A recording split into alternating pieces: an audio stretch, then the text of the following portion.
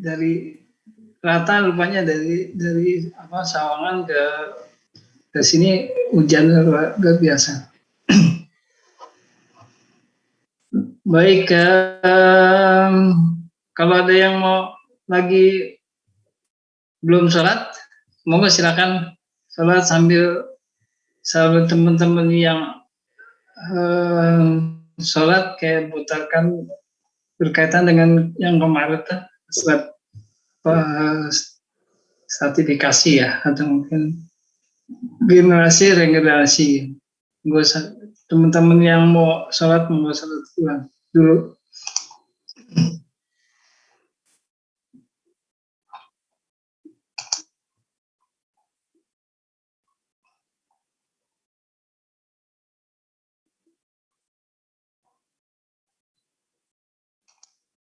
Mengenal karakter 5 generasi, Baby Boomers, X, Y, Z, dan Alpha. Number 1. Baby Boomers, 1946 sampai 1960. Videonya belum muncul, Pak. Lahir dan tumbuh di zaman yang belum modern. Ya. Mengenal karakter 5 generasi, Baby Boomers, X, Y, Z, dan Alpha. Number 1. Baby Boomers, 1946 sampai 1960. Lahir dan tumbuh di zaman yang belum modern dan minim lapangan pekerjaan saat itu membuat masa muda generasi Baby Boomers memiliki sifat kompetitif. Generasi ini berorientasi pada pencapaian, berdedikasi, dan berfokus pada karir. Mereka pun sampai disebut generasi gila kerja, tidak suka dikritik, tetapi suka mengkritik generasi muda karena kurangnya etika kerja dan komitmen terhadap tempat kerja. Meski begitu, di balik sifat mereka yang suka bekerja keras, mereka punya tujuan penting, yakni membahagiakan keluarganya, terutama punya karakter setia kepada keluarga dan rela bekerja keras asalkan keturunannya bisa mendapatkan pendidikan setinggi-tingginya. Tak heran mereka memiliki rasa ingin tahu yang tinggi, mandiri, dan optimis dengan pencapaian yang telah mereka lakukan. Number 2. Generasi X 1961 sampai 1980. The Latchkey Kids, atau anak yang sering merasa sendirian akibat ditinggal orang tuanya bekerja, merupakan istilah yang kerap diberikan untuk para generasi X. Maklum, generasi yang lahir pada pertengahan tahun 60-an hingga awal 80-an ini dibesarkan oleh orang tua baby boomers yang gila kerja. Kondisi tersebut membuat generasi X menjadi lebih mandiri dan mulai mencari alternatif selain pekerjaan formal yang menghabiskan banyak waktu. Melihat kedua orang tuanya banyak menghabiskan waktu untuk bekerja di luar rumah, membuat para generasi X mulai berpikir untuk berwirausaha atau bekerja di rumah. Number 3. Generasi Y, 1981 sampai 1994. Umumnya, generasi Y atau milenial menyukai hidup seimbang. Mereka pekerja keras tapi tetap mementingkan me time. Generasi Y dikenal dapat diandalkan dalam hal kedisiplinan dan soal pemanfaatan teknologi atau tech savvy. Dengan kelebihan yang dimilikinya tersebut, generasi Y punya kepercayaan diri yang baik dan tetap menjunjung tinggi kritik dan saran dari orang lain. Keseimbangan gaya hidup dan pekerjaan generasi Y membuat mereka cenderung mencari pekerjaan yang dapat menunjang gaya hidupnya dan tetap bisa melakukan hobi yang mereka suka. Generasi yang lebih dikenal sebagai milenial ini punya passion yang besar dan sangat kreatif untuk membuat passion mereka menjadi sumber penghidupan. Mereka suka bekerja, suka berpetualang, dan penuh gairah untuk melakukan hobi yang menjadi bagian penting dan pertumbuhan juga perkembangan pribadi generasi ini. Number 4. Generasi Z, 1995 sampai 2010. Generasi ini merupakan peralihan dari generasi Y. Dengan perkembangan teknologi yang semakin berkembang di generasi ini, membuat mereka sangat bergantung pada teknologi, gadget, dan aktivitas di media sosial, bahkan mereka lebih memprioritaskan popularitas, jumlah followers, dan lain. Dalam hal konsumsi media sosial, generasi milenial menghabiskan rata-rata 6-7 jam per minggu di media sosial, sedangkan 44% dari generasi Z memeriksa media sosial mereka setidaknya setiap sejam. Ketergantungan teknologi, khususnya sosial media, membuat mereka suka dengan hasil instan dan cepat, cenderung keras kepala, dan selalu terburu-buru. Meski begitu, generasi ini suka dengan tantangan baru namun haus akan pujian. Aktivitas sosial dan bergaul menjadi favorit mereka, sehingga mereka rela mengeluarkan banyak uang untuk bersenang-senang. Number 5. Generasi Alpha 2011 sampai sekarang. Lahir di zaman dengan teknologi yang berkembang pesat, sejak dini mereka sudah familiar dengan gadget seperti smartphone atau laptop. Anak-anak Alpha akan tumbuh dengan gadget di tangan sampai-sampai tidak pernah bisa hidup tanpa smartphone. Situasi ketergantungan teknologi pada generasi Alpha membuat generasi ini menjadi paling transformatif dibandingkan generasi-generasi sebelumnya.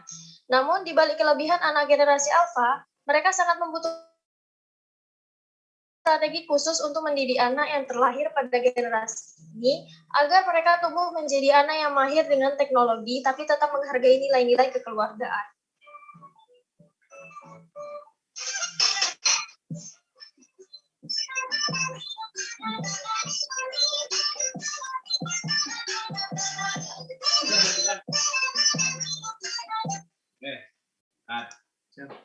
Malam itu Pak Heru mau minta ganti, dia mau offline tadinya, terus ada yang online Bekasi Timur. Pak Heru nungguin kalau emang ini nanti kalau kita bawa Pak Heru.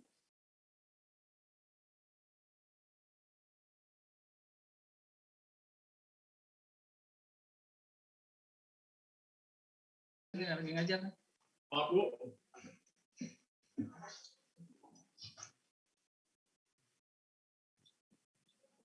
Ini sekarang offline.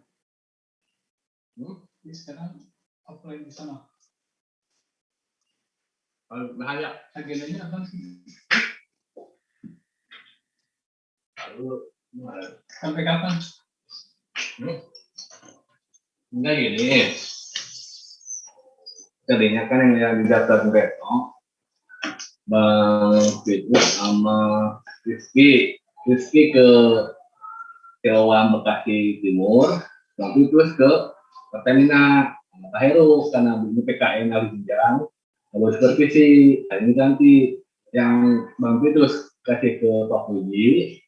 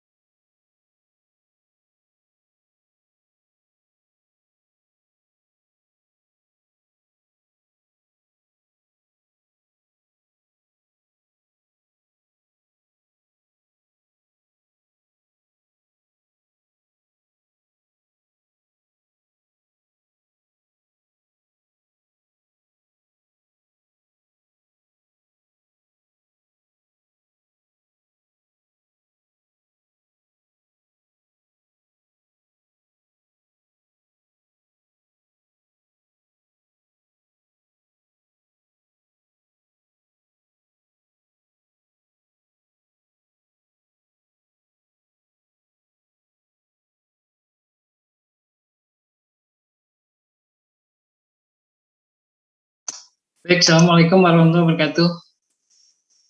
Alhamdulillahirrahmanirrahim, kita bisa berkumpul lagi pada agenda kita perkuliahan rutin kita pada hari ini. Saya akan bahas tentang perubahan sosial. Nah, tadi itu video berkaitan dengan yang kemarin tuh generasi regenerasi yang kemarin sempat dipresentasikan. Tapi memang agak sedikit banyak kendalanya dan pada hari ini saya putarkan berkaitan dengan generasi dan regenerasi. Nah, pada hari ini akan saya bahas tentang perubahan sosial. Oke, diawali ini menurut Darwin ya, apakah kita ini masih kita mempercayai atau tidak berkaitan dengan asal muasal manusia itu. Kalau Darwin itu dia menggambarkan bahwa kehidupan manusia itu berawal dari seekor kera dan akhirnya menjadi seorang manusia gitu ya. Nah, sedangkan saya yakin di beberapa kitab-kitab juga tidak menjelaskan tentang apa asal muasal di dalam teorinya Darwin ini gitu ya. Jadi sejak lahir atau sejak adanya manusia, kalau orang Islam itu meyakini dengan adanya Adam dan Hawa itu dimulai terjadinya adanya manusia, diciptakan manusia gitu, tidak dalam bentuk itu ya, dalam bentuk kera gitu ya, tentunya dalam bentuk asli seperti yang kita lihat selama ini misalnya. Nah, ini sebuahnya teori Darwin ini masih banyak diperdebatkan lah gitu ya, diperdebatkan secara ilmiah gitu ya. Yang uniknya ini dia meneliti kan sejak mungkin ilmunya itu sejak sebelumnya Nabi Adam atau lain sebagainya. Nah, pada tatanan tertentu ada missing link, ada zaman yang hilang tuh yang tidak dia jelaskan gitu ya.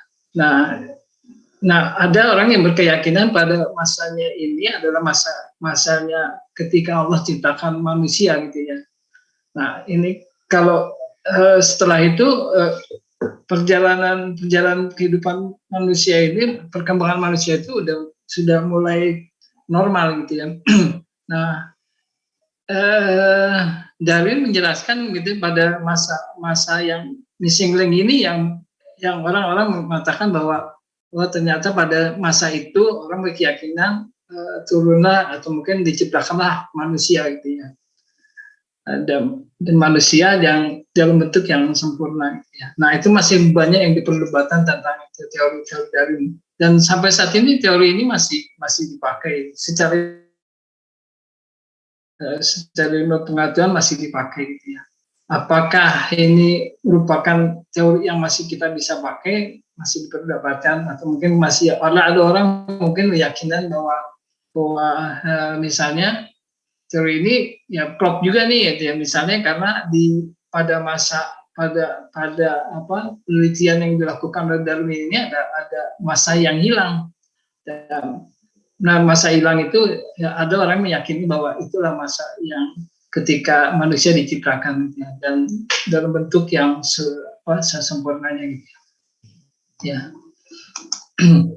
Nah, pengertian dari perubahan sosial ini yang paling ditekannya adalah perubahan aspek kultural dan budaya sebenarnya, bukan praktek tadi. Kalau itu kan kalau yang tadi kan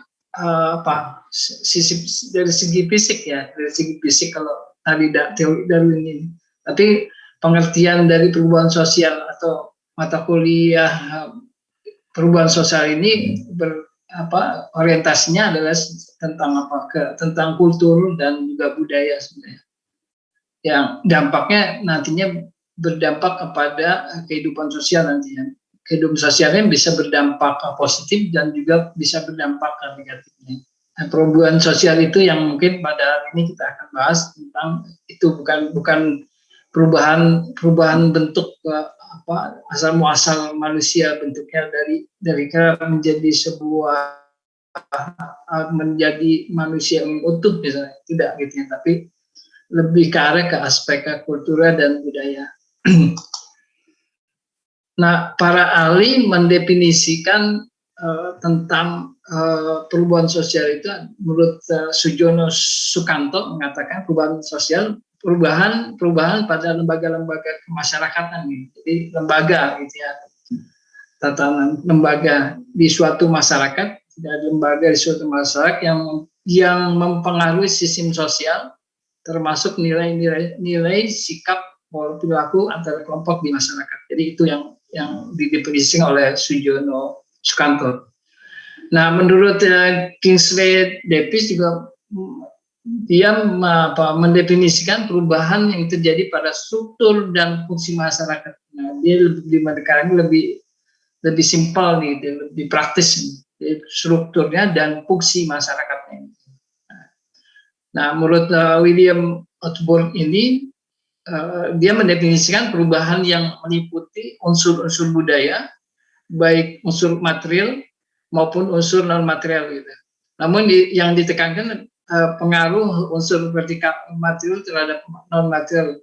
Yang dimaksud unsur material ini adalah benda-benda yang diciptakan oleh manusia, misalnya teknologi. Gitu. Nah, maksudnya ini ketika terjadinya apa disebut di sini unsur non material ini, ketika yang canggih teknologi yang terus berkembang ini akan berdampak pada perilaku manusia gitu. Misalnya kalau misalnya dulu kita tidak mengenal misalnya HP lah mungkin gitu kurang lebih, maka ketika zaman ini orang akan berbondong-bondong untuk membeli HP sehingga itu merupakan sebuah gaya hidup. Gaya hidupnya bisa jadi gaya hidup yang tadi kalau nggak pakai HP maka nggak akan berdampak pada kehidupan sosialnya misalnya gitu ya, dan lain sebagainya. Jadi ada perubahan-perubahan teknologi, apalagi misalnya perubahan teknologi sistem komputerisasi gitu ya. Kalau dulu misalnya kita masih mengenal ketikan yang pakai buram atau pakai tinta gitu ya, yang manual ya ketiknya gitu ya. Nah sekarang sudah semakin ditinggalkan, bahkan mungkin ya presentasinya cukup signifikan tidak pakai, tapi mungkin di daerah-daerah masih menggunakan. Saya pernah melihat masih digunakan ternyata yang manual sih ya, ketika padahal sudah banyak ditinggalkan, tetapi ternyata ya tadi tuh perubahan itu belum hinggap di suatu daerah tertentu misalnya gitu ya. Bisa jadi di daerah-daerah yang terpencil sistem komputerisasi belum begitu marak gitu ya. Maka bahkan mereka masih menggunakan yang sistem manual misalnya. Nah, ini juga akan berdampak pada perilaku dari setiap orang yang tadi tuh gitu ya. Yang tadinya tidak megang HP ya, sekarang harus pegang HP terus gitu ya. Kalau misalnya di kota-kota ya presentasinya cukup luar biasa banyak, bahkan bisa sampai 90% ya, setiap orang itu punya HP lah gitu ya. Jarang sekali kalau misalnya di zaman kita ini gitu tidak punya HP gitu ya. Maka orang dikatakan aneh ketika kita tidak menggunakan HP atau tidak memakai HP misalnya. Nah itu memang ya itu tadi dampak dari teknologi itu sendiri terhadap perilaku kita sebagai manusia. Nah ada teori perubahan sosial ini, ada disebutnya teori evolusi. Nanti juga ada juga revolusi disebutnya. Nanti kita lihat dulu nih teori evolusi itu apa sih ya. Nah, dalam teori evolusi masih mengacu pada teori evolusi yang dicetuskan oleh Darwin nih. Jadi kita pasti pakai teorinya Darwin. Menurut teori evolusi, proses perubahan terjadi secara perlahan dalam waktu yang panjang dan harus melalui berbagai tahapan hingga titik perubahan yang diharapkan. Jadi perubahan sosial yang menurut yang pelan-pelan lah bahasanya, harus perlu proses sih. Nah, itu disebutnya evolusi. Perubahan yang tidak serta-merta gitu. Jadi perlu proses gitu ya. Perubahan untuk menjadi daerah yang modern gitu ya. Ya ada tahapan-tahapan itu sendiri gitu ya.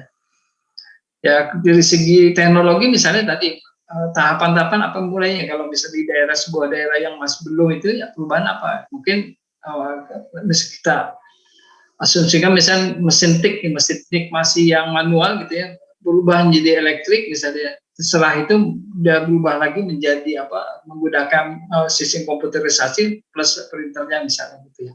Nah itu kan perlu waktu yang cukup luar biasa panjang kalau bisa dilakukan. Nah, ini akan berdampak juga ketika kita memaksakan sebuah daerah misalnya untuk secara tidak evolusi gitu. Dampaknya luar biasa. Bisa jadi kesiapan dari masyarakatnya belum begitu terhadap perubahan-perubahan ini pastinya akan terjadi penolakan. Intinya adalah setiap perubahan pasti ada yang terjadi penolakan. Apapun yang ada di dalam sebuah perubahan baik itu secara teoritis atau prakteknya gitu ya. Ketika nanti ada bicara tentang perubahan, pastinya akan terjadi penolakan pada awalnya gitu ya. Ya itu alamiah yang terjadi di setiap jenjang masyarakat kita, termasuk juga kita misalnya nih ya. Di radiologi gitu ada perubahan tentang sistem manajemen gitu ya. Pasti awalnya susah, ribet dan sebagainya gitu ya. Termasuk juga kemarin saya beberapa hari ikut workshop tentang memasukkan data-data barang-barang yang habis pakai misalnya. Jadi artinya sebenarnya mudah lah gitu. Konsep yang dipakai adalah konsep seperti kita belanja di minimarket atau supermarket ya. Ketika di supermarket dia pakai barcode aja kan gitu. Ketika mau beli pakai barcode, maka terjadi sistem kita nggak usah lagi ngitung-ngitung secara manual kan gitu ya. Berapa harganya, namanya udah ada misalnya kita beli, nanti kan ada stiker barcode-nya misalnya. Kita mau beli apa, ada stiker barcode-nya, tinggal barcode saja, nanti masuk dalam sistem komputerisasi. Sistem komputerisasi berat barangnya apa, terus harganya berapa kan sudah tertera gitu. Tinggal ini saja, nggak usah harus apa nih ditulis. Kalau zaman yang awal-awal kan masih bisa susah gitu. Nah ini kita merubah nih misalnya di Poltekkes Jakarta 2 merubah jadi bahan-bahan yang habis pakai di kita itu nggak usah lagi dengan cara saya bon ini dong misalnya kan bon habis pakai itu apa misalnya cairan gitu cairan processing gitu ya. Ini terus jumlahnya berapa ada nih di gudangnya ada 10 gitu ya. Ambillah di bon 1 berarti kan tinggal 9. Berapa hari kemudian atau berapa bulan kemudian ambil lagi dan seterusnya. Ya cara itu yang dilakukan yang sementara ini terjadi di kita. Nah, kita ingin merubah sebuah perubahan yang signifikan, ambil konsepnya tadi, konsep yang minimarket dan supermarket. Jadi ya tetap juga harus dimasukkan data-data tentang misalnya data-data berapa barang yang masuk nih, berapa barang yang kita di stok gudang itu ada berapa lah gitu ya. Ketika kita membeli berapa jumlahnya misalnya tadi film misalnya ada 10 misalnya. Kita beli 10 masukkan dalam gudang itu gitu ya. Nah, pemasukannya secara ini gitu, secara tetap harus memasukkan jumlah yang masuk secara ini kita masukkan. Nah, ketika nanti proses selanjutnya kita tinggal pilihkan saja kita menggunakan barcode, maka secara otomatis tuh misalnya yang tadi ada 10 jadi diambil 1 jadi kurang, diambil 1 lagi jadi kurang dan seterusnya begitu. Nah, dan kelihatan memang kita memahami itu saja agak sedikit ini gitu ya. Terjadi penolakan susah nih gitu. Padahal kan ketika kita sudah running, ketika kita mencoba, sudah memahami, sudah mengerti, itu seorang yang ikut pelatihan itu merasa gampang nih gitu ya.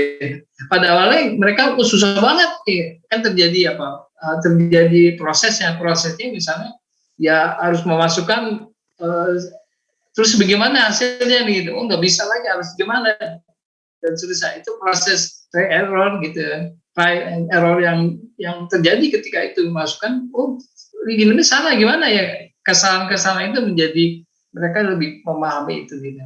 Dan pada akhirnya ketika setelah selesainya pelatihan atau workshop itu, mereka mengatakan lebih simpel nih gitu ya. Padahal awalnya mereka mengatakan susah banget ya. Karena kan biasa sebagai manusia ketika ada sesuatu yang baru pasti awalnya pasti nolak dulu gitu ya. Padahal kan belum diselami gitu, belum diselami secara menyeluruh, belum dipelajari, belum dipraktekkan, belum dicoba gitu. Ya itu gitu ya. Termasuk juga ketika kita sistem komputerisasi gitu kan, wah susah banget nih gitu ya. Padahal ketika kita sudah memahami, setiap hari kita pegang misalnya komputer atau laptop, ini udah merupakan sebuah perubahan yang cukup signifikan. Jadi intinya setiap perubahan pasti ada penolakan. Nah, perubahan yang disebut teori evolusi ini ada perubahan yang bertahap. Bertahap itu tadi dia harus belajar dulu, setelah itu dia harus mulai mungkin sosialisasi dulu, setelah sosialisasi maka dia akan dipelajari, pelajarian nanti akan dipraktekkan, praktek baru yang dia lakukan. Nah itu tahapan-tahapan itu yang mungkin harusnya dilakukan di setiap waktu ketika kita pakai teori evolusi. Nah, selanjutnya ada yang kedua berkaitan dengan teori konflik nih. Nah, menurut Karl Marx dan Dresendorf ini mengatakan disebutkan bahwa suatu perubahan dapat terjadi sebagai akibat adanya pertentangan di dalam masyarakat. Jadi ada pertentangan dulu, ada nggak cocok, ketidakcocokan gitu, ketidakcocokan karena suatu pertentangan di dalam masyarakat. Nah, ada teori konflik mengatakan dia mengatakan dalam sebuah konflik disebutkan bahwa suatu perubahan dapat terjadi sebagai akibat adanya pertentangan. Kalau tadi kan perubahannya apa? Berjenjang gitu ya. Nah, ada teori konflik mengatakan perubahan itu terjadi karena ada konflik dulunya, ada pertentangan antara teori dan praktek ini nggak klop misalnya. Nah, biasanya juga kan ketika seseorang itu mau menerapkan sebuah teori, menerapkan sebuah konsep, menerapkan sebuah aplikasi baru lah misalnya gitu ya. Itu kan pasti ada proses juga gitu, proses yang mungkin tadi kurang nih, misalnya ada poin yang kurang nih, ada fitur yang kurang yang mungkin harus dirubah misalnya. Oh, poinnya harus ditambahkan gitu ya. Ini perubahan di fiturnya harus ada yang dikurangkan misalnya gitu ya. Nah itu terjadi sebuah pertentangan terjadi kesenjangan antara teoritis dengan real di lapangan. Nah, teori konflik ini terjadi karena ada perselisihan antara kelompok yang menggunakan pertentangan ini diawali sepertiga antara kelompok misalnya yang merasa ditindas kelompok penguasa atau pemerintah sehingga akhirnya menimbulkan perubahan. Ini berkaitan dengan kalau dulu kita contohkan masa penjajahan lah gitu ya. Itu kan sebenarnya pada masa penjajahan itu merupakan real suatu teori konflik yang terjadi pada masa itu gitu ya.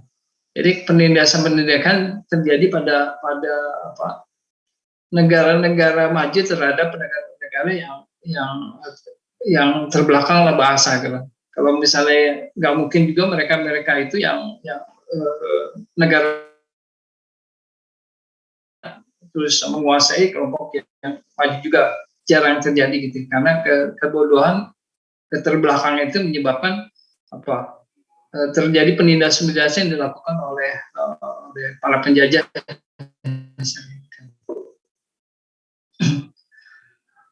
Nah, karena pada masanya kemarin kita bahas tentang generasi kan sebenarnya akhirnya teori konflik ini terpakai nih gitu. Ya, pada masa 1928 itu kan sebuah proses sampai ke 1945 kan sebuah proses. Proses tadi ya, karena apa? Terjadi penindasan terjadi. Karena tadi karena penguasa-penguasa yang apa disebutnya negara-negara maju gitu ya, dengan kita yang atau mungkin negara kita yang pada saat itu memang presentasi orang-orang yang sekolah itu masih kecil, sehingga mudah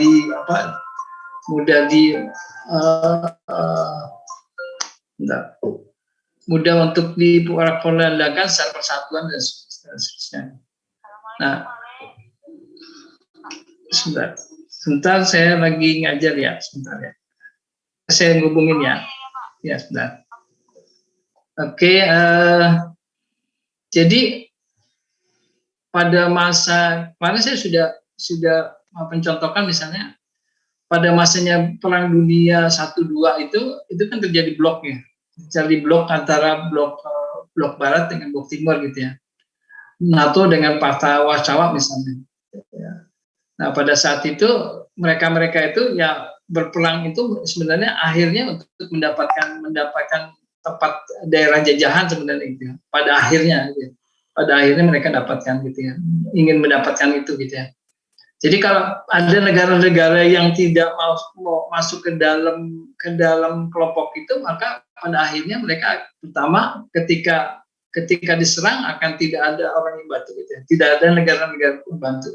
Yang kedua, ketika nanti terjadi kemenangan pada peperangan itu, dia bisa mengambil daerah-daerah jajahan, bisa dia bisa tempatin sebagai tempat yang miliknya lah, kalau bahasa dinya para negara-negarawan pada saat itu gitu ya. Jadi dia punya, kalau bahasa kita dapat bagian lah gitu ya. Kalau bahasa Islamnya dapat gonimah itu rampasan perang lah gitu. Nah itu terjadi ketika Perang Dunia ke-1 dan ke-2 gitu. Jadi mereka itu dipaksa atau terpaksa untuk masuk ke dalam blok-blok itu gitu. Baik itu blok timur atau blok barat tadi gitu ya, dipaksa. Kalau misalnya dia netral saja gitu ya, netral ya nggak akan bisa berkembang. Akhirnya apa yang terjadi ya, ketika itu banyak negara-negara yang termasuk yang Belanda itu yang dapatnya di Indonesia, dapat jajahannya, bahasanya itu Indonesia milik Belanda gitu. Karena tadi gitu dia dapat tempat-tempat yang mengklaim bahwa itu merupakan daerahnya gitu ya. Dan ketika dia sudah ngeklaim, maka negara-negara yang satu kelompoknya ini, misalnya blok barat nih gitu ya, nggak bisa juga mengklaim secara ini juga, itu punya juga nggak, kemungkinan agak kecil, karena sebuah kesepakatan yang terjadi pada negara-negara yang tadi itu, negara-negara yang tergabung di dalam negara-negara blok timur maupun blok barat. Begitu juga di blok timur terjadi ketika terjadi peperangan dan dimenangkan oleh blok timur, maka dia bisa jadi mengambil daerah-daerah kompleks yang biasanya dia bisa ambil untuk dijadikan sebuah negara rampasan buat dia. Apa bahasanya negara jajahan lagi. Nah, beberapa yang menjadi poin penting dari teori konflik ini adalah setiap masyarakat akan terus mengalami perubahan. Jadi setiap masyarakat ini akan terus mengalami perubahan. Gitu. Pasti akan terjadi perubahan-perubahan yang signifikan ya. Mulai dari yang ya mungkin dari contohnya lah, mungkin dari sejak kita SD gitu, SMP, SMA, terus kuliah dan sampai bekerja itu kan perubahannya cukup signifikan kan, perubahan-perubahan. Dan selanjutnya setiap komponen masyarakat biasanya menunjang terjadi perubahan. Jadi setiap komponen masyarakat biasanya menunjang terjadinya perubahan-perubahan. Jadi bukan hanya di diri pribadi seseorang itu berubah secara individual, tetapi secara bermasyarakat juga mengikuti perubahan-perubahan itu. Jadi perubahan individual diikuti dengan komponen-komponen masyarakat yang ada. Yang ketiga, setiap masyarakat yang masyarakat akan berada di pusaran konflik dan ketegangan. Itu secara alamiah lagi. Karena tadi kan teori konflik ini berawal dari pertentangan persediaan antar kelompok. Yang keempat, kestabilan sosial sosial akan dipengaruhi oleh adanya tekanan antara golongan di dalam masyarakat. Jadi kestabilan sosial akan dipengaruhi oleh adanya tekanan antara golongan. Ya kalau misalnya sejahtera gitu ya, ya ini akan stabil terus gitu ya. Kalau bahasanya kalau orang sudah dikasih kesejahteraan gitu ya, buat apa lagi gitu ya. Kayak kemarin kita contohkan misalnya di Qatar gitu misalnya. Kan luar biasa sejahtera gitu. Gajinya saja misalnya kemarin kita bahas 147-an juta per bulannya gitu ya. Kalau misalnya udah gajinya segitu, terus mau apa lagi kalau bahasa gitu ya. Sudah sejahtera semua, maka akan terjadi kestabilan. Namun apa yang terjadi ketika terjadi kesenjangan antara penghasilan setiap orangnya. Misalnya ada yang kaya benar, ada yang terjadi. Ya, dan ini akan berpengaruh terhadap kestabilan sosial. Zamannya Orde Baru adalah zamannya kestabilan keamanan yang signifikan gitu. Artinya secara signifikan pula secara ekonomi itu berjalan dengan tidak banyak konflik terhadap kesejahteraan warga negara Indonesia pada saat itu. Pada saat itu kita pernah merasakan gitu ya, murahnya beras gitu ya, murahnya misalnya bahan bakar minyak gitu ya, murahnya segala bentuk kegiatan-kegiatan, murahnya dolar misalnya gitu kan. Nah itu pada saat, itu karena apa, kestabilan sosial itu ya, ditingkatkan pada saat masanya gitu ya. Yang selanjutnya adalah ketika orang-orang menginvestasikan uangnya di sebuah negara, itu dilihat dulu kestabilan sosialnya gimana, kestabilan negaranya bagaimana, sehingga ketika negara-negara itu berkeinginan untuk investasi di negara itu, maka dia akan lihat. Maka ketika stabil, maka dia akan investasikan. Secara ekonomi akan berkembang ke perekonomian di sebuah negara kalau misalnya investasi luar biasa. Nah, kemarin juga kita bahas tentang misalnya gimana sih supaya banyak investasi gitu ya. Catatan saya adalah yang pertama gitu ya, birokrasinya jangan terlalu jelimet kalau bahasanya. Kalau investasi mau misalnya di Swiss itu kan birokrasinya nggak terlalu banyak. Artinya ketika ini nggak usah banyak-banyak banget, ini tingkat RT, RW, kelurahan, negara, bahkan luar biasa ribet lah gitu. Nah itu harus dipangkas tentang birokrasi itu. Gitu. Yang kedua, pajak. Pajaknya kan sekarang kan luar biasa besarnya gitu. Kalau kita kan banyak banget pajak ini, pajak itu. Nah itu yang jadi problem investasi yang ada di kita gitu. Jadi kalau dua-duanya itu sederhanakan kalau bahasanya, sederhanakan gitu ya. Ya saya bisa perekonomian kita bisa terangkat begitu. Bahkan kalau misalnya ditiadakan birokrasinya, ditiadakan misalnya pajak-pajak itu buat para investor untuk saya yakin bisa berkembang. Gitu. Pertanyaannya gimana? Gitu. Pertanyaan kan jadi negara dapat dari mana gitu ya? Secara otomatis gitu. Saya yakin secara otomatis ketika warga negaranya itu sejahtera, secara otomatis pajaknya pun akan bertambah gitu. Tingkat kan sebenarnya akhirnya adalah kesejahteraan sebenarnya. Jadi kalau kita lihat kalau misalnya pajak itu sebenarnya buat kesejahteraan masyarakatnya kan gitu. Kalau misalnya itu ditiadakan, terus birokrasi dipangkas misalnya, bahkan bisa jadi birokrasi nggak usah lah, izin-izin yang terlalu jelimet, yang simpel saja misalnya. Dua item itu dilakukan, maka secara otomatis investasi akan banyak. Yang kedua, tingkat pengangguran akan berkurang, bahkan bisa jadi kecil, bisa jadi nggak ada tingkat pengangguran karena banyaknya perusahaan-perusahaan yang ada di sebuah negara, misalnya negara Indonesia misalnya gitu. Sehingga setiap orang punya hak untuk bekerja, punya kesempatan untuk bekerja gitu.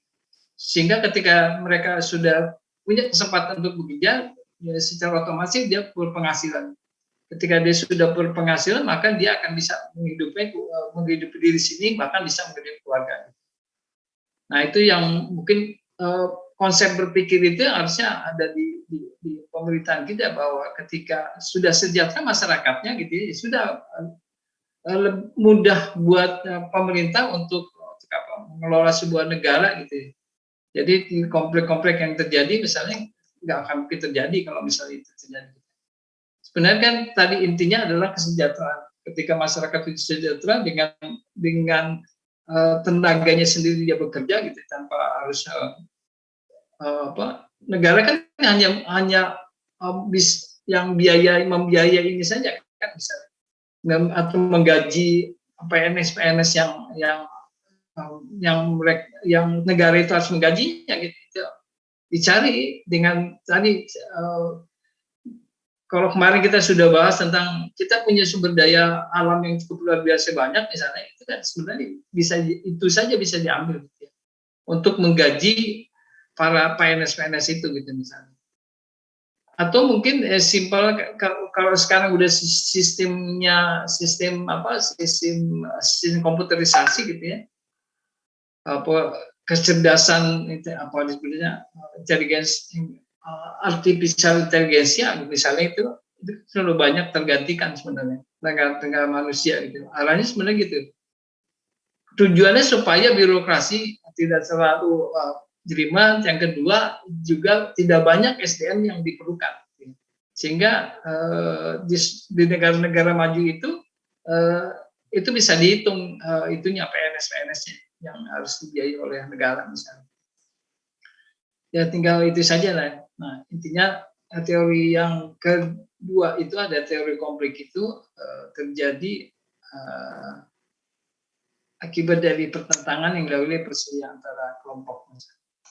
Yang ketiga ada teori fungsional. Teori ini dicetuskan pertama kali oleh William Atterbury. Menurut teori fungsional, kecepatan perubahan terjadi tidak sama meskipun unsur masyarakat saling berhubungan. Jadi setiap perubahan ini, setiap orang, setiap masyarakat nggak akan sama gitu. Ya wajar lah, gitu, nggak bisa disamakan. Kalau kita sama rasa gitu ya. Kalau di komunis itu, negara-negara komunis itu adalah gitu kan, diambil semua penghasilannya gitu, setelah dapat income-nya, maka secara otomatis dia akan memberikan kepada masyarakat yang sama rasa, sama rata.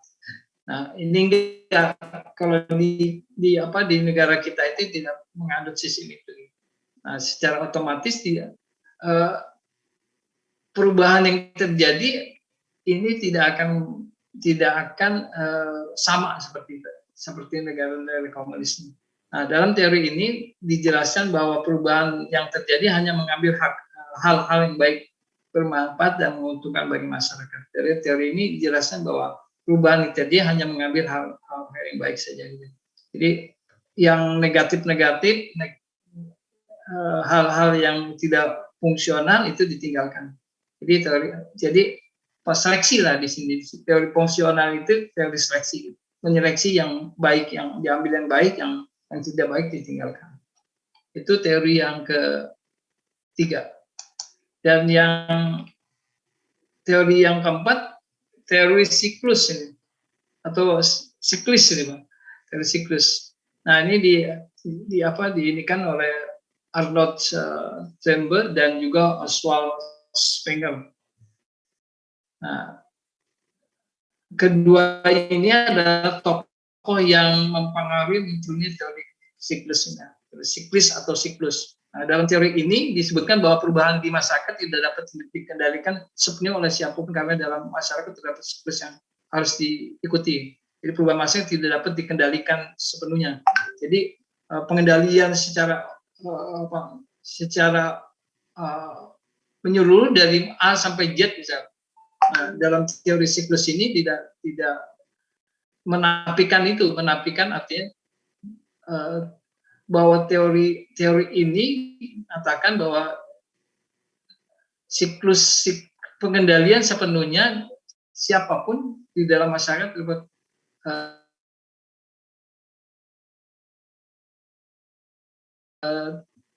pimpin atau tidak bisa diatur lah bahasanya, diatur untuk supaya terjadi perubahan-perubahan gitu ya. Jadi nggak bisa secara persen dikendalikan gitu ya. Nah ini terjadi misalnya di Singapura misalnya. Di Singapura itu adalah pengendalian teori Arnold Toynbee dan Oswald Spengler ini beranjak dia dari terjadinya pengelolaan negara di Singapura. Singapura itu ya pengontrolan luar biasa gitu, pengontrolan baik itu di dalam individual, dalam organisasi, bernegara dan seterusnya, pengontrolan luar biasa gitu. Kitanya itu ya segala sesuatunya terkontrol. Kita melakukan apa saja itu sudah terdetek lah masanya gitu. Nah teori siklus ini tidak berlaku di sana. Karena sangat dikendalikan. Kalau siklus ini di kita terjadi kalau misalnya di negara Indonesia misalnya, ya nggak bisa dikendalikan secara menyeluruh.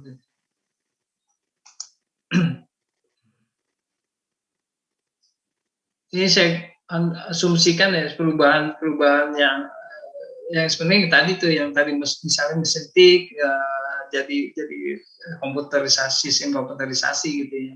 Kalau misalnya dari segi pertanian tadi baca pakai hewan, setelah terjadi perubahan sekarang menggunakan mesin, dan sekarang udah berubah lagi nih, nggak begini lagi gitu ya, mudah lagi. Nah ciri-ciri perubahan sosial itu yang pertama dilakukan dengan sengaja. Jadi memang didesain gitu ya, ciri-ciri perubahan sosial yang pertama dengan sengaja. Didesain misalnya. Misalnya inovasi kendaraan bermotor yang dilakukan proses sehingga lebih nyaman, efisien penggunaannya gitu ya. Ya model apa ya mobil lah gitu ya.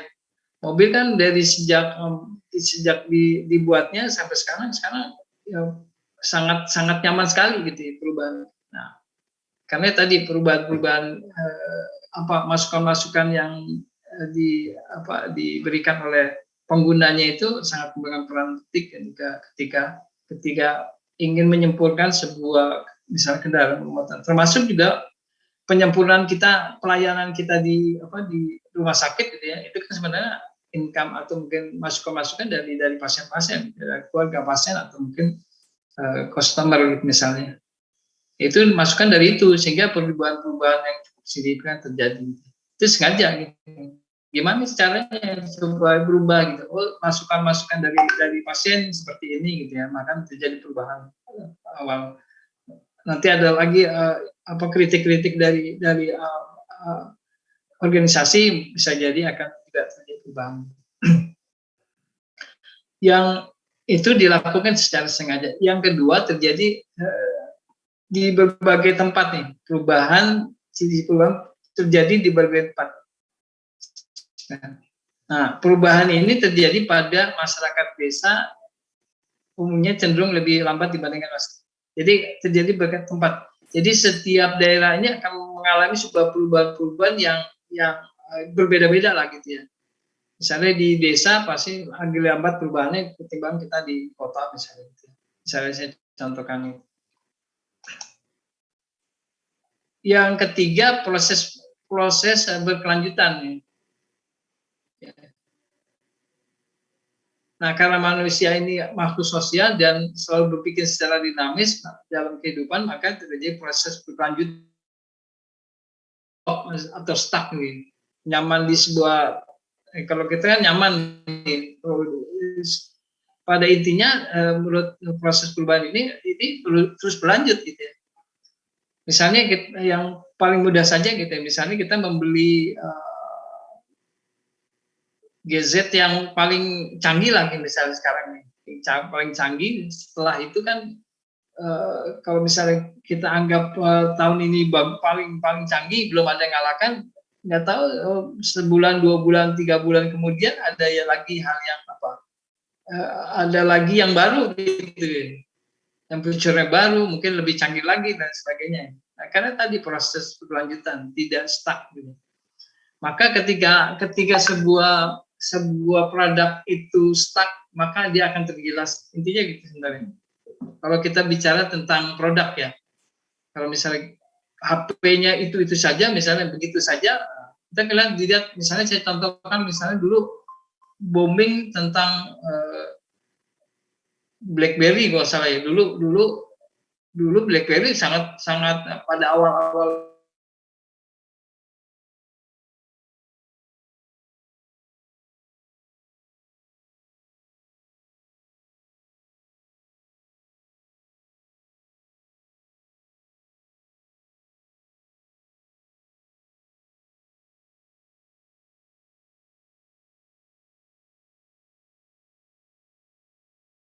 ya, nama produk Samsung ini misalnya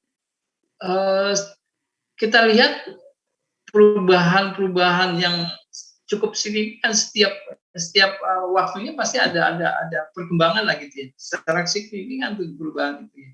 Entah itu fiturnya lebih nyaman, entah itu misalnya baterainya itu cukup tadinya misal 1 jam menjadi 2 jam menjadi 3 jam, terusnya banyaklah perubahan. Jadi ketika ada apa yang baru misalnya gitu, pasti ada sesuatu yang mungkin ada perubahan pada HP itu sendiri misalnya. Nah, karena tadi prosesnya berkelanjutan. Gitu. Yang keempat sifatnya imitatif. Dalam hal ini imitatif ini adalah ketergantungan dan saling mempengaruhi antara satu kelompok dengan kelompok masyarakatnya. Contohnya ada tren fashion dan gaya rambut diikuti oleh masyarakat ini. Jadi imitatif ini. Hanya ketergantungan saling mempengaruhi. Jadi trennya kita ini sebenarnya ngelihat dari apa fashion gaya orang. Gaya orang misalnya saya mau begini, ya kita pasti ngelihat seseorang gitu ya, atau melihat idola seseorang, idola kita misalnya gitu ya. Nah, karena tadi itu imitatif itu, dan ketergantungan saling mempengaruhi antara satu kelompok dengan masyarakat kelompok lain, ya kecenderungan itu. Yang kelima kausalitas, ya kausalitas disebutnya gitu ya.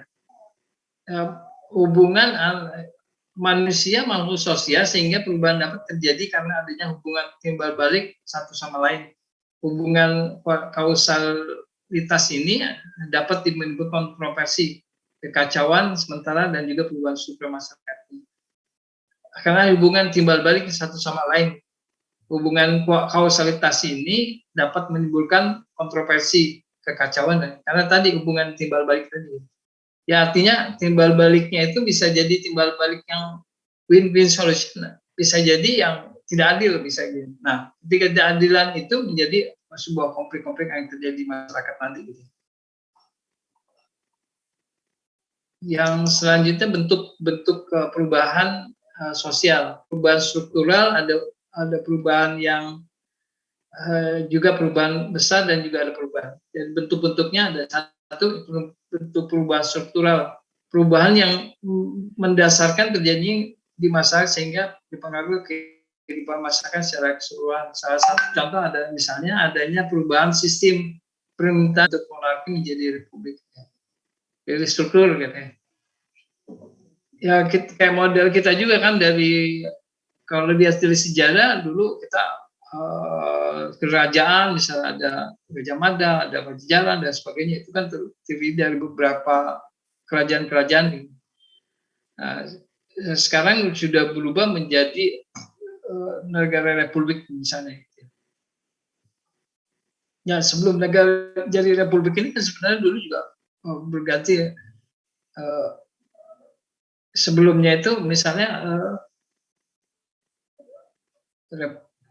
Republik Indonesia gitu, NKRI, Negara Republik Indonesia dulu. Sebelum itu banyak sekali perubahan, misalnya Undang-Undang Dasar kita kembali ke misalnya awalnya dari 50 jadi kembali ke 45, itu kan ya balik lagi ke terus pemerintahan dari sistem presidensial berubah lagi dan seterusnya. Nah, akhirnya sampai sekarang menjadi negara republik besar. Contoh yang kedua, perubahan besar dan kecil. Ada perubahan besar atau kecil dapat menimbulkan pengaruh bagi masyarakat. Perubahan besar misalnya besar nih proses industrialisasi mengubah masyarakat agraris menjadi masyarakat industri. Gitu. Jadi misalnya di daerah-daerah yang luas, misalnya yang tadinya luasnya itu ditanami oleh padi, sama dengan palawija dan sebagainya, misalnya setelah ada proses industrialisasi gitu ya, banyak tempat atau daerah-daerah itu yang tadinya agraris menjadi daerah industri.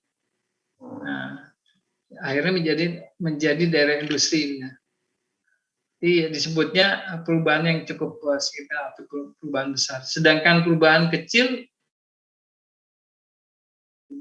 tadi itu ada idola gitu, idola yang kita lihat misalnya secara berpakaian gitu.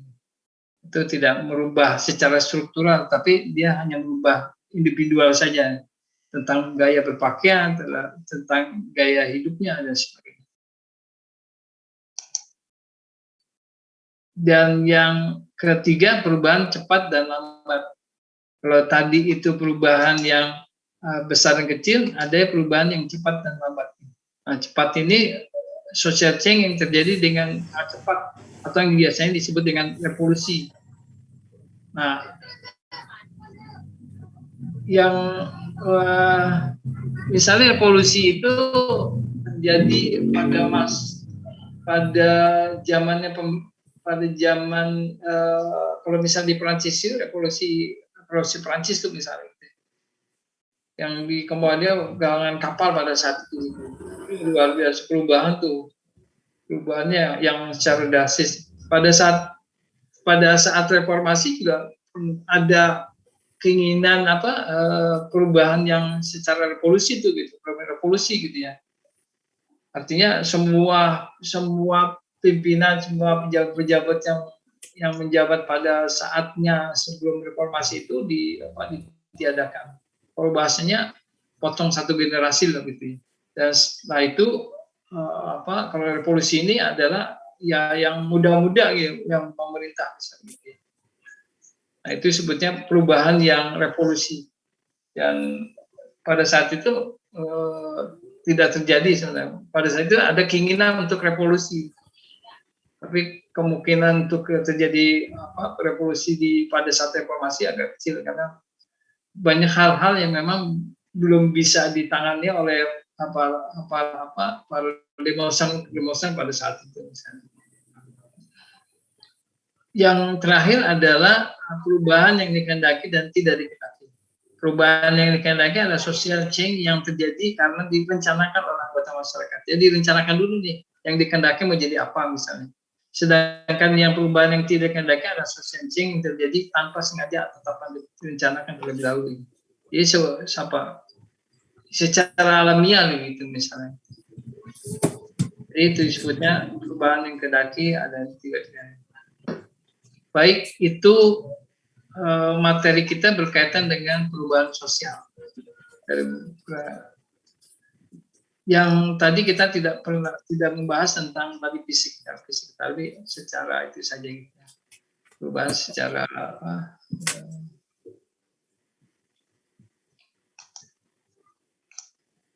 Oke, silakan kalau ada yang mau didiskusikan berkaitan dengan perubahan. Jadi perubahannya pada aspek kultur dan budaya.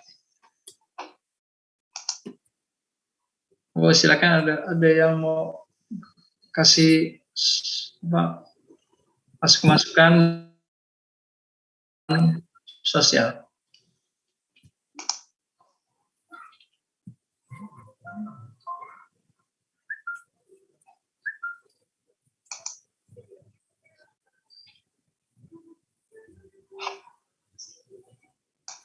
Halo, masih adakah? Masih, Pak. Oh, saya kira ada pulas tidur.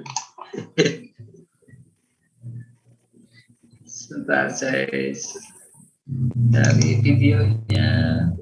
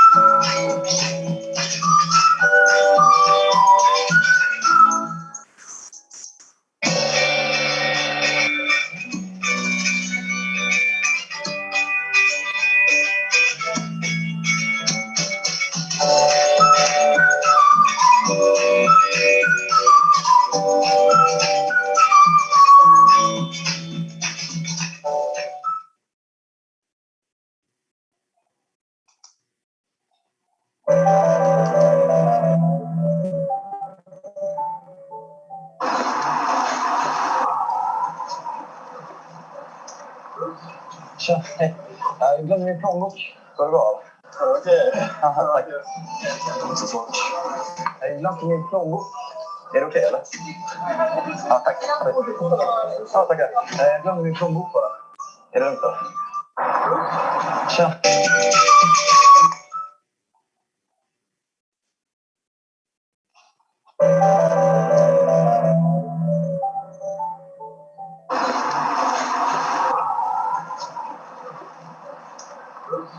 Tja, hej. Jag glömde min plånbok. Går det bra? Okej. Tack. Inte så svårt. Jag glömde min plånbok. Är det okej eller? Ja, tack.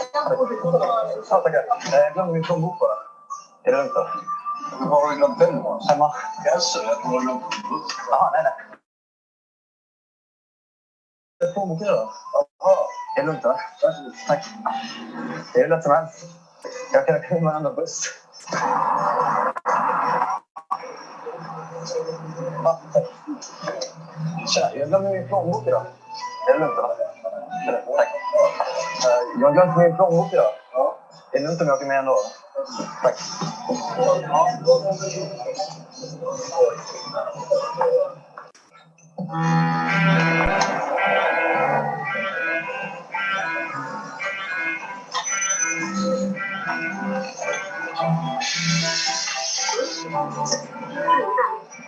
Jag har glömt min busskort.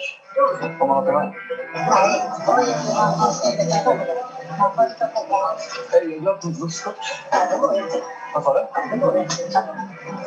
Vad bra. Han har hånskrattat med det.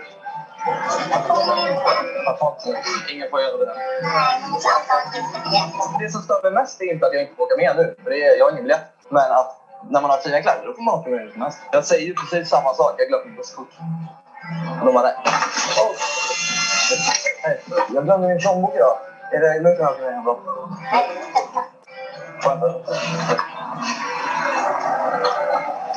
Hej, jag har glömt mitt busskort. Som man får åka med utan ingen får åka med. Ah, okej, tack.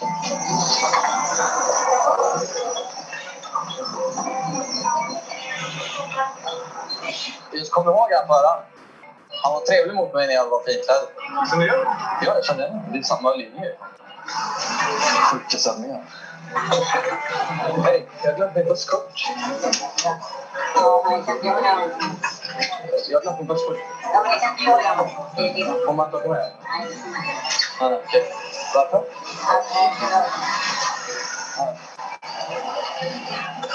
Hej, jag glömde min plånbok idag.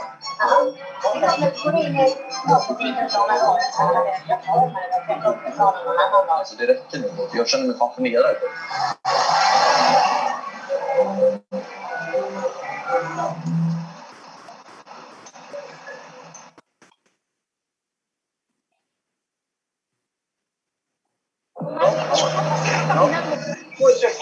Sorry, sir. Can I eat here? No. Don't say. Can I check the menu? No. What's straight? I have some money. Yeah, no problem. No? Can I eat here? You know what? I don't think you can do it. Oh, I can't? No. So Actually, the owner of the kid is gonna complain. So the owner doesn't... No, I'm sorry. Can I see the menu? Menu? Yeah. You have means of paying for the menu? Yeah, I have some money. Okay. Can I come sit inside? No, not inside. I can't. No, you can't. Sorry. Oh, I can't sit inside. No, you can't. Cheaper for you upstairs there. Pizza is a whole lot cheaper than this. Thank you so much.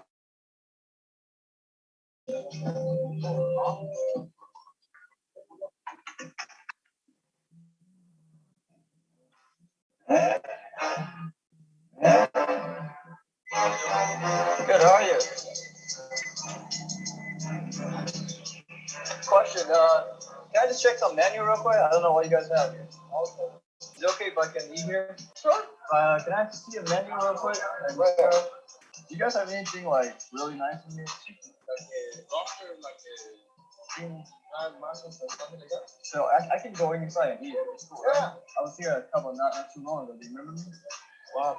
You remember me? Yes. Yeah, so yeah, because actually I didn't have to pick up my car and pick up my clothes. But now like you guys can serve me now. Like it's kind of like I don't get it. Like you guys maybe shouldn't judge people by the way we look. No, you perfect. I'm perfect now? Yeah. Okay, well you know what? I'm not really that hungry anymore because the way you treat people makes me sick. Okay? Alright man. Hey. You come with the little... Yeah, remember me, right? Yes. Yeah, because I was asking you guys said, you know, you can't really eat here, so I was like, no big man, you know. Thank you so much. Yeah. Next time when you try the race, when you work, Yeah. that's it. That's it. That's it. Yeah, start with that. Okay. Or the trouble and everything. Okay.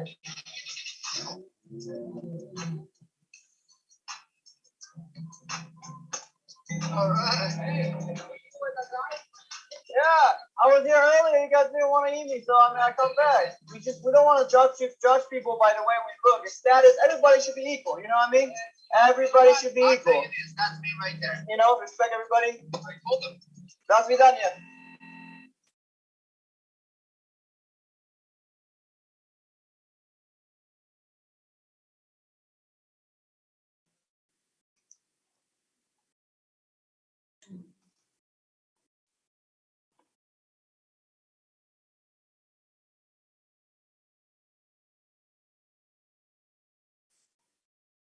Kita lanjutin nih. Kalau kemarin kita udah bahas nih mengenai pengertian dari perubahan sosial. Sekarang kali ini kita akan bahas mengenai faktor penyebab dan penghambat dari perubahan sosial. Bagi kalian yang sudah menonton pengertian dari beberapa tokoh sosiolog mengenai perubahan sosial,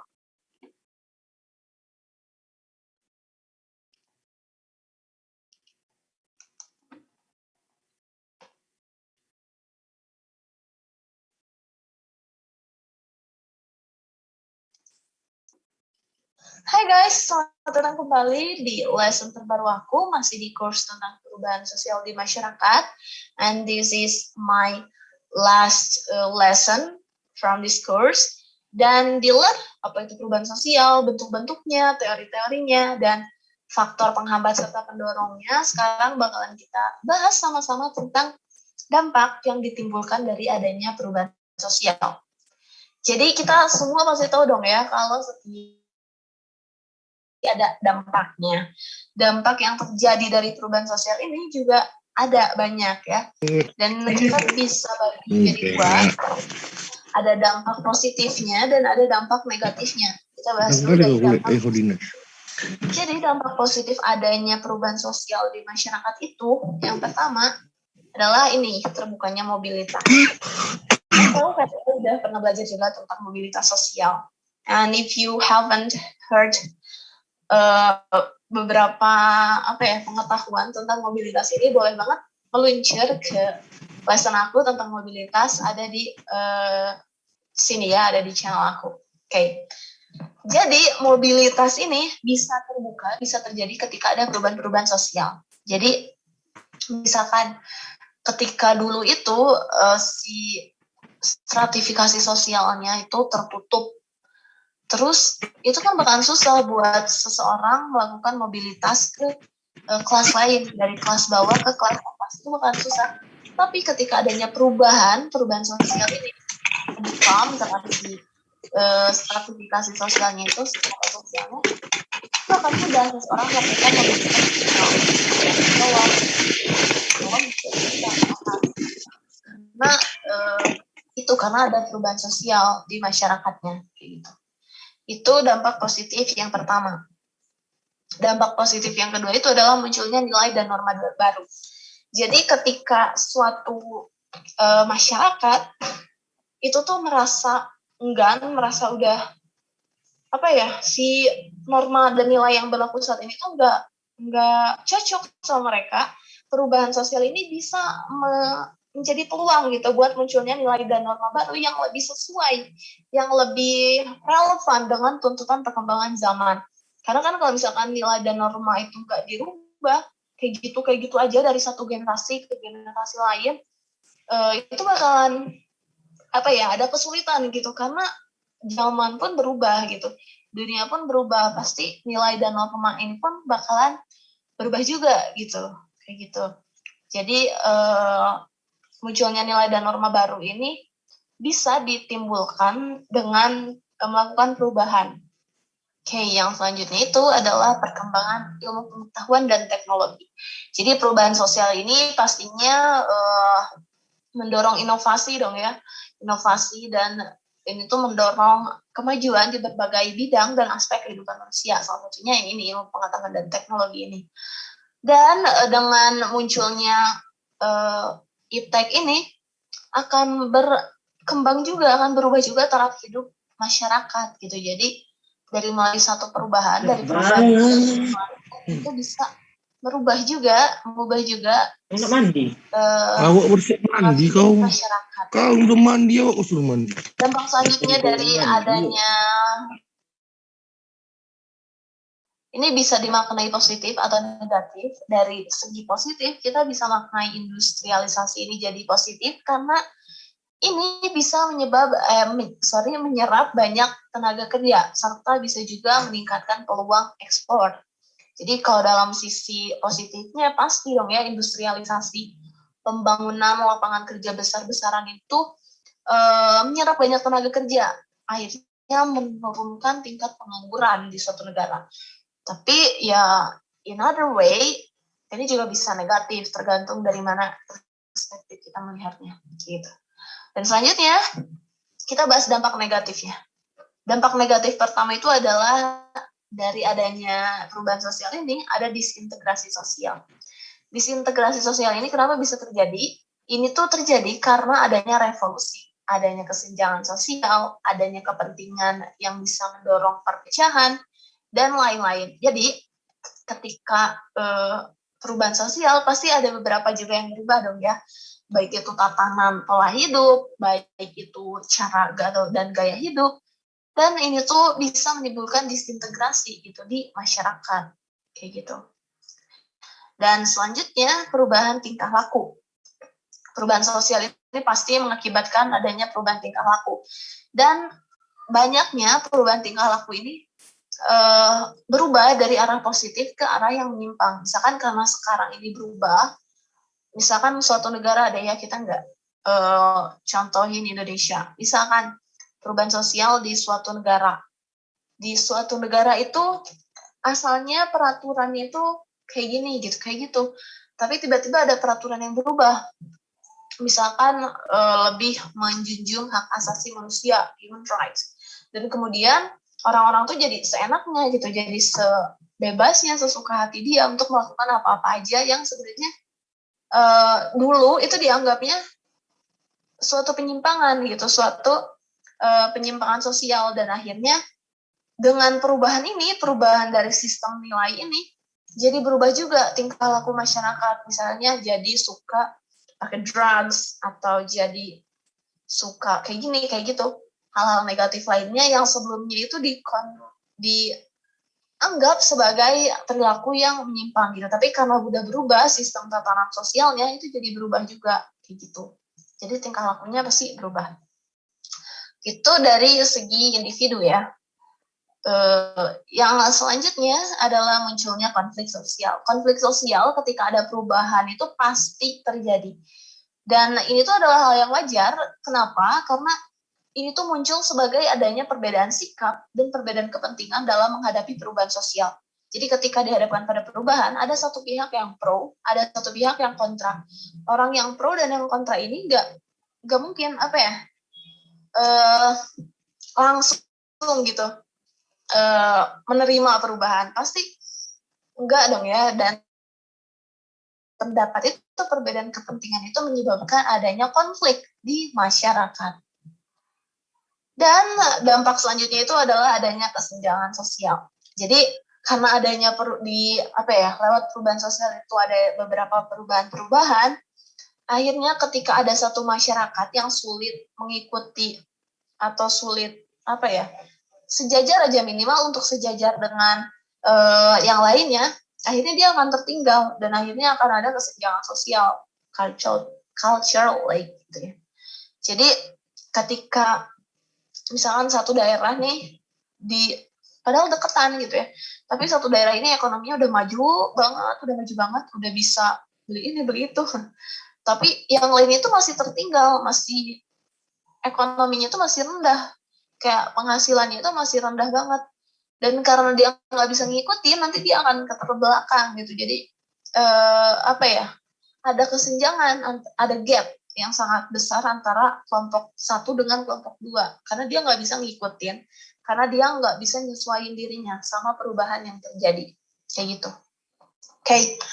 Oke, I think that's all. Itu dia beberapa dampak-dampak, baik itu dampak positif dan negatif dari terjadinya perubahan sosial. Semoga materi yang aku jelasin ini bisa kalian mengerti dan bisa kalian pahami, oke? Dan ini juga merupakan lesson. Oke, baik. Dua video yang sudah saya putarkan. Yang pertama berkaitan dengan stratifikasi ya. Stratifikasi.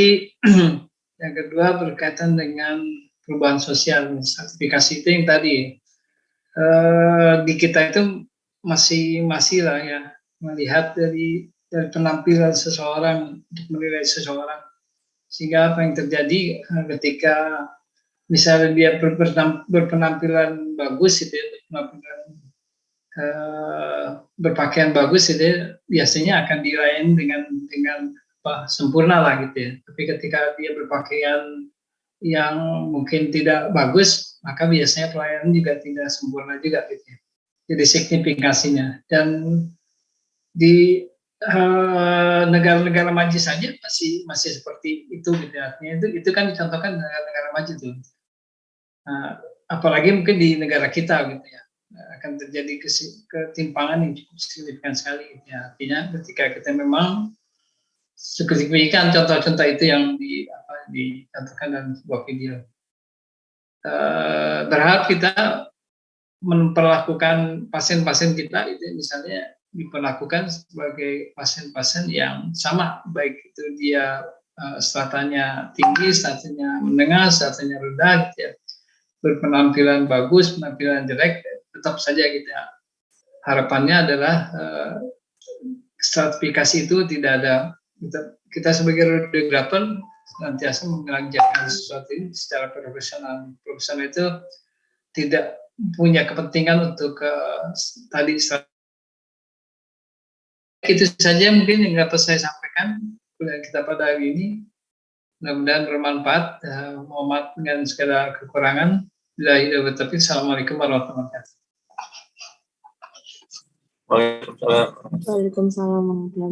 Waalaikumsalam warahmatullahi wabarakatuh, Pak. Pak. Moga. Telip ya. Baik, terima kasih, Pak. Terima kasih, Pak. Kita screenshot dulu, Pak. Teman-teman, fotonya mana Mas Kiki? Om Kiki. Ilham nggak kelihatan lagi. Iya, saya nggak kelihatan ya. Yo.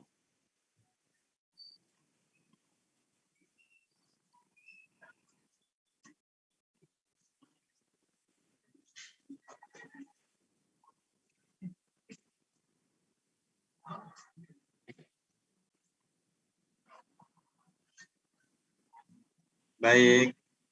Live ya, masih. Terima kasih, Pak. Sehat selalu. Amin.